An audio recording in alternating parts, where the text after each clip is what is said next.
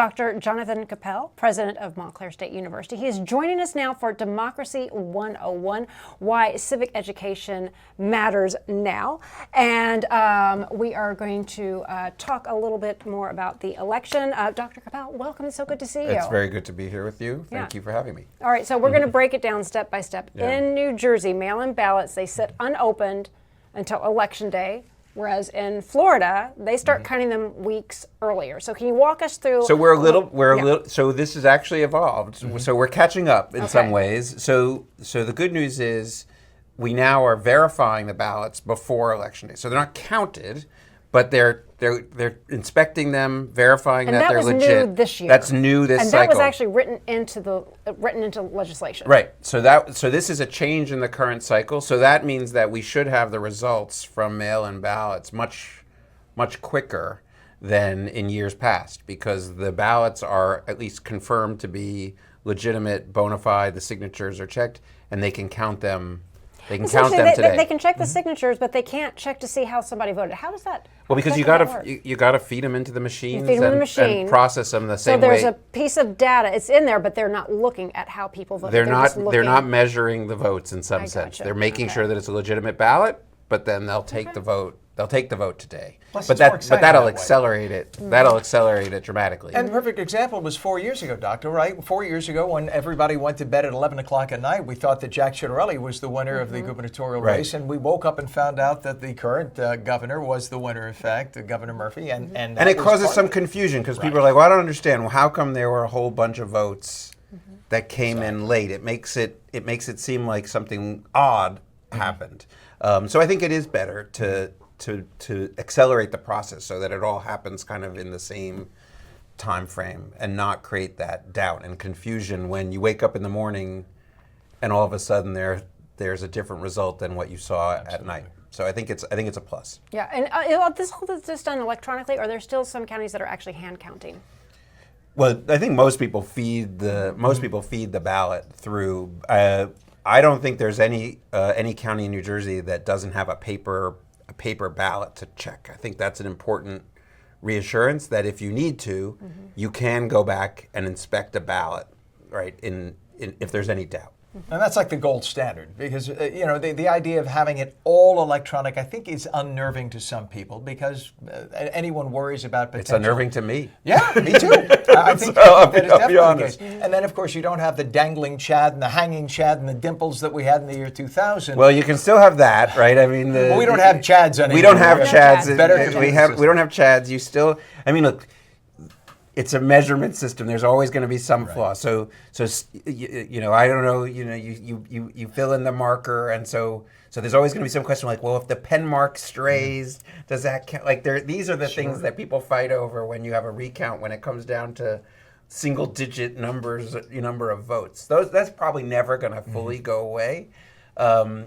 But I think we learned a lot from that Florida election, where ballot design may have determined who was president of the United States. Well, you've said when it comes to counting the ballots, it's procedural, not political. Yet you've got a lot of political teams overseeing. So can you talk a little bit about that and make it make sense? Yeah. So I grew up in politics, and I've been in this. I've been since I was a little kid. It was normal, but when you have people looking at votes, you typically have observation from members of the campaigns that are watching how this goes, and that no matter what the technology is, there's usually a way to observe, and so that's to provide reassurance that those who are charged with doing this, who in my experience take it very seriously, to be fair and nonpartisan and completely transparent. And so they want to be watched, because that provides the reassurance that the process is solid and not subject to interference. So often you'll see a group of 10 people gathered around watching as this is done. That should make people feel good. And these days, a lot of voting centers have webcams, so the average voter can click and watch the tabulation happening in real time. Amazing. Do you see that there would ever be a system that is entirely electronic at some point in the future? Do you think we'll get to a point where so many people have talked about, why not use the phone? Or is that just something that too many people are too suspicious of? I think it makes people nervous for the same reason you and I want there to be a paper ballot. I think it would make make a lot of people nervous if anybody could just get in on their cell phone. We all see all the fraud and fakery these days.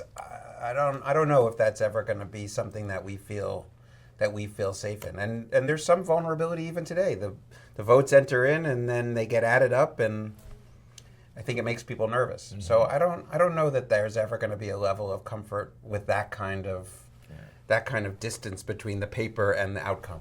But there's so much that's changed. Ways you can vote, the ways you can actually go online and actually track your vote. If Right. you are voting by mail, you can go online. You can register. You can see where it goes. You can see whether your ballot got counted, Right. Because there's a tracking, which I think gives and that's people confidence. just the vote by mail. That Yes. is not the early voting where you go.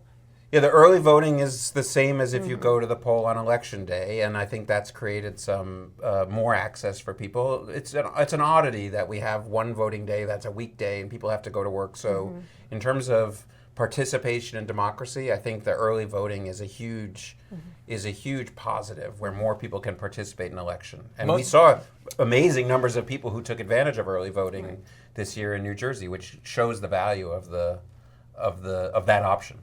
Which is interesting. And of course, New York, interestingly, is also talking about changing the off-year elections for mayor and whatnot to the presidential years. Is that Yes. something you think that might benefit New Jersey as well, to get as many people out as possible? It's a really interesting question. What are you trying to do? If you do it in the off year, you have people who are motivated and knowledgeable about that election. If you do it in the presidential year, you get a much broader number of people, but maybe they're not as focused on that election. So it's not a simple question. It's really what do you want in an election? There's no doubt that in a typical year you would have greater turnout.